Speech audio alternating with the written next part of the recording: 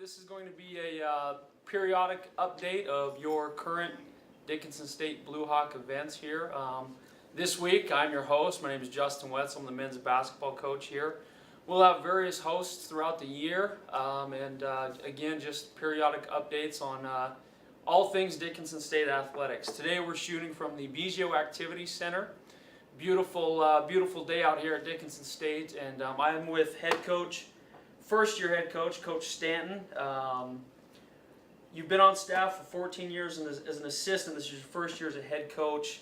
Can you just briefly talk a little bit about that transition? I'm sure it's a question you're tired of talking about, but can you talk about that a little bit? No, it's worked out well, and of course we had the spring last year to be able to have part of that transition. And a couple positives of the whole thing has been most of the staff has been the same. Coach Hoffland's been here for many years. Coach Schillinger's been in the program for a long time. Coach Mines and now Coach Watson. So the easiest part of it has been the transition because the number of guys we've had there. Obviously the responsibilities have changed, and that's been a difference. But spring ball helped. We got ourselves a start there. We got a chance to spend our guys spend time in the summer with our guys. So when we came in this fall, it was a pretty easy transition. Right, and you're a lifelong Blue Hawk. You're a Hall of Fame career here as a player.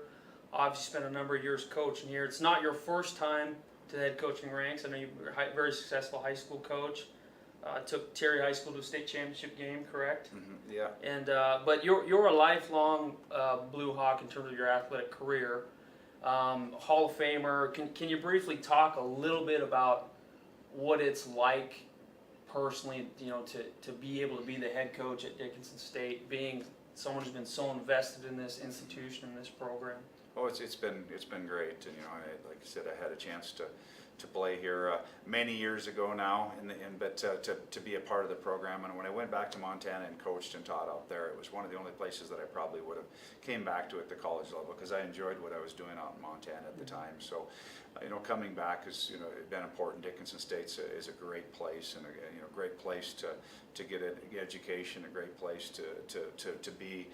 And we just got a lot of good things going on here, and that's why it's been important. It's been fun to be involved with the program and for so many years, and it's important to for me, and it's important for a lot of the people. And I think one of the things we've really pushed with our guys is that tradition, and how important that tradition is, and how much pride there is in our program and all of our programs and in our university. And that's really been one of the things we've been pushed with our guys, and our guys have really embraced that. One thing I've noticed in my short 3 months here as a Blue Hawk is, reading the interviews, reading the articles about the transition in football, and Coach Biggio, obviously we're in a building that has his namesake, so his resume speaks for itself. The one thing I think that kind of gets lost in this as a fellow coach is you were an unbelievably successful head track and field coach, 3 national championships, 4 runner-up.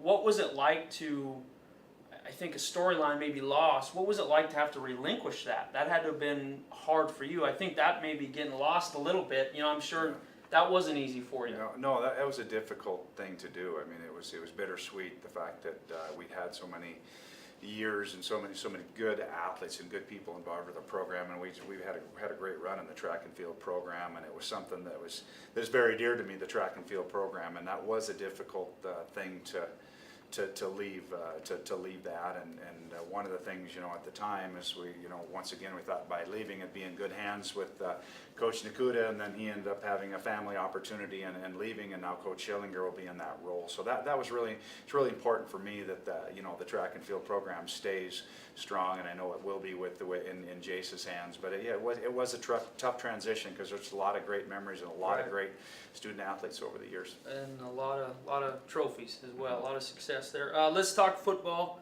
Let's recap Waldorf a little bit.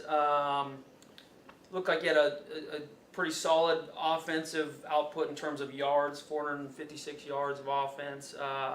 One thing I noticed a little bit was over 7 yards per carry rushing. And I know 4 turnovers from each team. I think one thing I was going to ask you about is, in terms of go and win on the road like that, making a goal line stand. Can you talk a little bit about the overall game, I guess? Yeah, it was just a big win for our team, big win for our program, and to go, like you said, to travel over 600 miles and play a team that's a really good team, and to overcome those turnovers that you talked about, and a few we getting a touchdown called back, and those things that always happen in a football game, they were huge. And I told our guys after the game, we did a lot of things wrong, but the thing that we did right is we kept playing. We didn't quit. We persevered, and we wanted to get it. And when the ball's at the 2-inch line for 3 plays in a row at the end of the game, and we hold them out, that was just big for our guys. And it just they do all that work in the off season that people don't see, and they do all those things, and it was just a rewarding thing for our team to do that. And number one, too, is a conference game.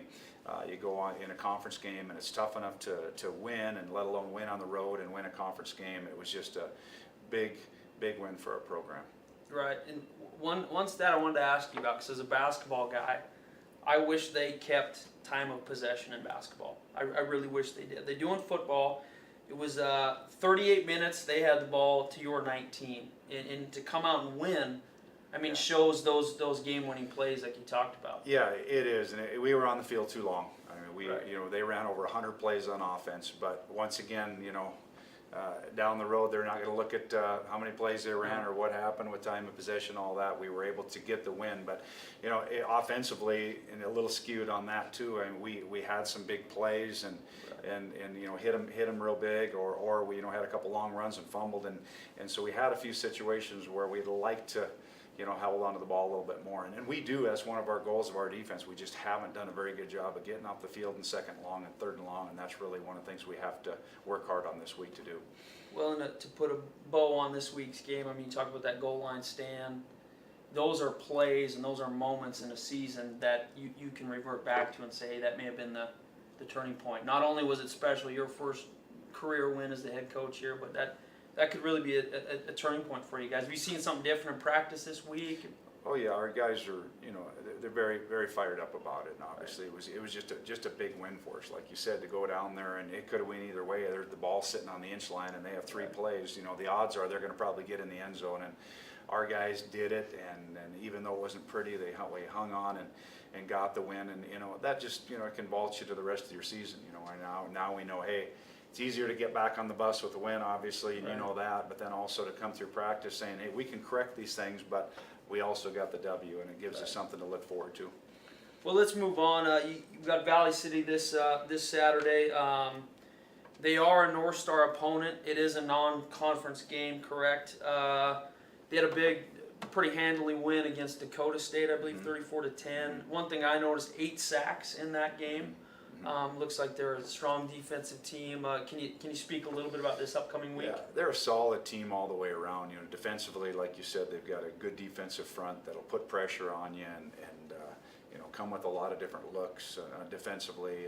They'll sit 2 guys over the top, and they don't give up a lot of big plays. And they've just been a solid program for many years on the defensive side. And offensively, they've got some playmakers. Antoine Griffin is a freshman from a true freshman who's their playmaker, and they get the ball in his hands a lot. Walls, the quarterback, has been the North Star Player of the Week, I think, already twice, and he's a real explosive, dynamic player.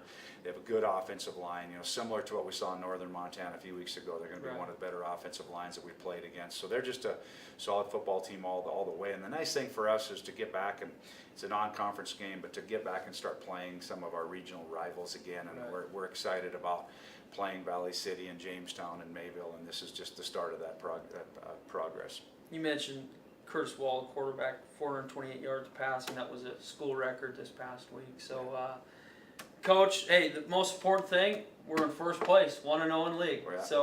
We are, and that's important. It's just a good start for us, and we're excited about where we're going. Well, I appreciate it. Anything else for the good of the cause? No, thanks for having me. All right. Hey, thanks, Coach, and best of luck. It's 2 o'clock kickoff this Saturday. Back to Hawk Talk, again at the Henry Biggio Activity Center. We're in our second segment here with head volleyball coach, Coach Stenman. It is his 2nd year here as a head coach at Dickinson State University. One thing I wanted to ask you about, Coach, was a little unofficial, but it could carry over into some of your coaching philosophies. I know a lot of people don't know this, but you spent 4 years as a Marine, which I find interesting. do you take any of that in your approach to coaching? Obviously, discipline, all that stuff. Oh, that's absolutely. It's the way I carry myself now. A lot of it is what I've learned in the Marines, and that's one of the reasons why I joined the Marines. You know, to kind of get out of a rut and learn the right way to do things, if you will, or as far as their right way of doing things. And I definitely carry it over. You know, not to say that I'm over demanding and commandeering in practice, but to be able to find a good balance between discipline and order and just using the competitive side of things.